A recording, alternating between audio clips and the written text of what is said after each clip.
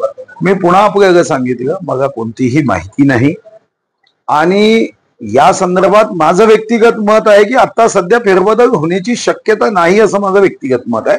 समोर नगरपालिका, महानगरपालिका, जिल्हा परिषदच्या निवडणुका आहे आणि अशा वातावरणामध्ये त्या जिल्ह्याच्या मंत्रिपदावर असणाऱ्या एखाद्या नेत्याला अस्थिर करण्याचं काम होईल असं मला वाटत नाही।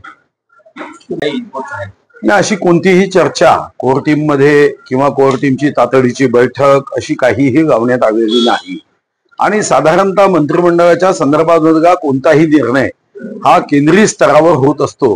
राज्य स्तरावरच्या नेतृत्वांना या संदर्भामध्ये कोणत्याही प्रकारची माहिती अगोदर प्राप्त होत नाही। असा काही बदल होणार असेल तर तो ज्या क्षणी होईल त्या क्षणीच आपल्यापर्यंत पोहोचत असतो। पण मला व्यक्तिगत रीतीने एक राजकीय क्षेत्रात असल्याने आता सध्या काही असं होईल असं माझं मत आहे की आता सध्या तरी हे शक्य नाही।